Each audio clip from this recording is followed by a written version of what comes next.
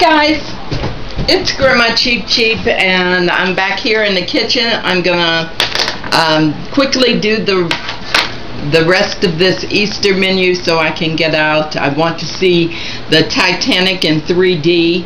Did you guys know that I saw 3D back in the 60s when it was first out, and we were the ones who were sitting in the audience with the little 3D glasses looking up. Well, now they've perfected 3D, or they've improved it, and we want to see Titanic because 3D is really, it feels like you're right there with them. So I'm going to quickly go through this video and hope that I don't talk too fast and that I can remember words when I want to. I want to respond to Barbie Loves Mac 100. Thank you so very much for viewing my channel and your comments. First of all, you wanted to know if I can show you how to make butternut squash, and let me move some of my junk here. I've already cut up like 3/4 of the squash, but I'll show you how to do it. And this is 1/4 of the squash. I just cut it in half, then cut those halves in half. So first of all, let me get a paper towel.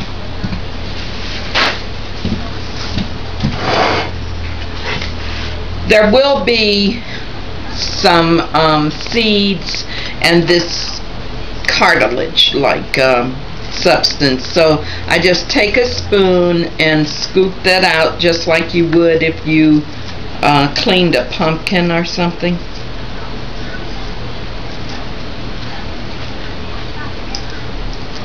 And just make sure that is all out. And since the butternut squash is such a odd shape, I cut off the crook neck, and then I peel my squash.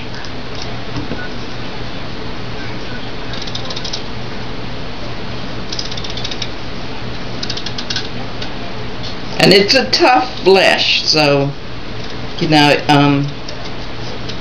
the smaller squash you get, the tenderer it is. So that's that part. And here I'm gonna peel the neck of it.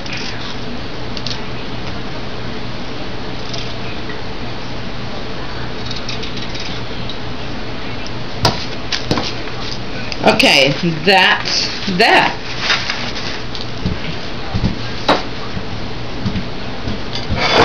Then cut it up in cubes, bite-sized cubes. And I roast the butternut squash other than butternut squash soup, which if you want to have that recipe, I can also tell you how to make that. That's awfully good in the fall, and it's beautiful on a table setting as well. So here's my butternut squash all ready to be roasted, and I'm gonna roast it with asparagus. See what a beautiful color combination that makes. I told you I'm all into the color combinations as well with food.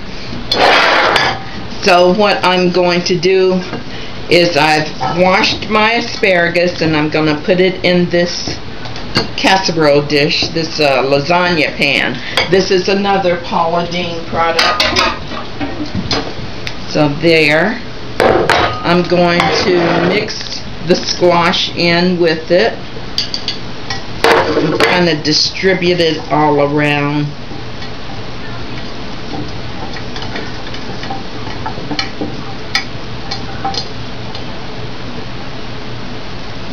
Okay, that looks good. And I'm going to take a little olive oil because I'm going to roast it. I just want a little oil on there, and I'm not going to put pepper on it because I don't want pepper on my squash. Squash is somewhat sweet, and I don't want peppery sweet.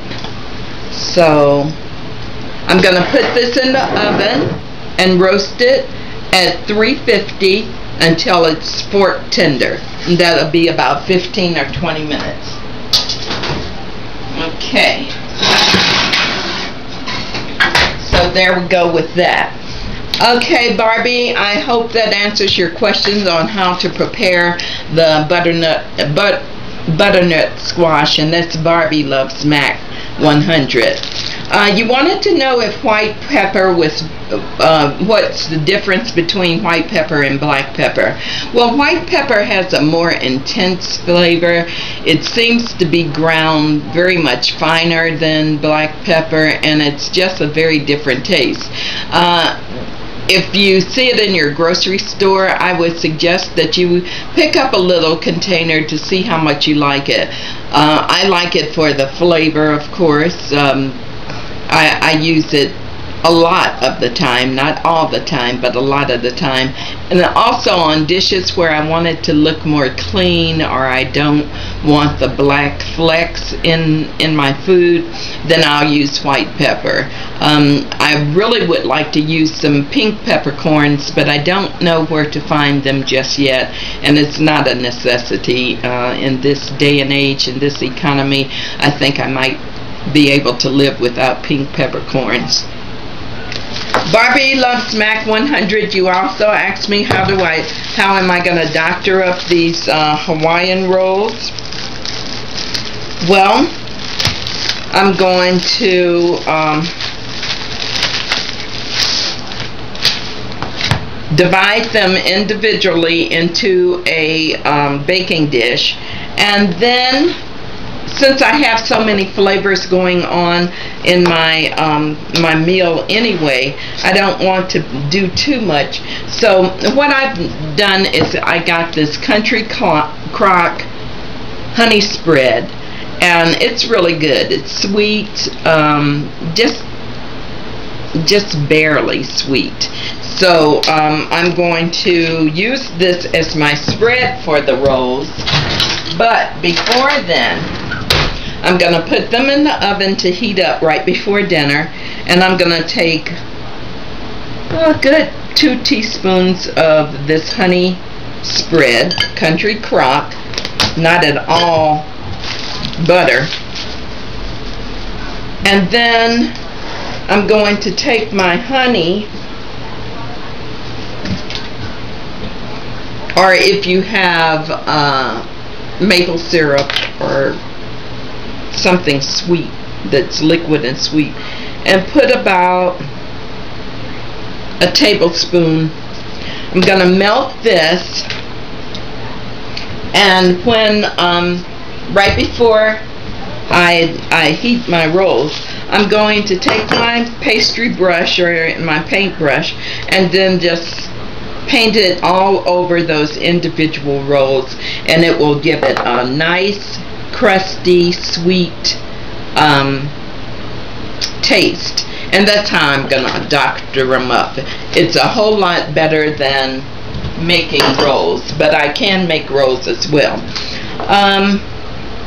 Hash brown dish, you wanted to know what to use if you're lactose intolerant or can't have dairy.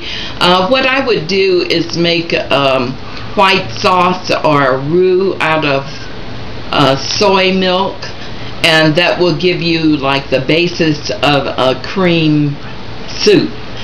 You can then put in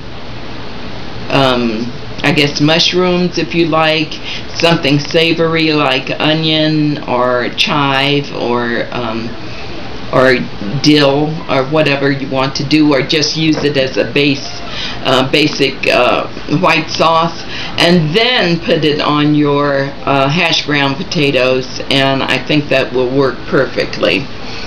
And let's see what else.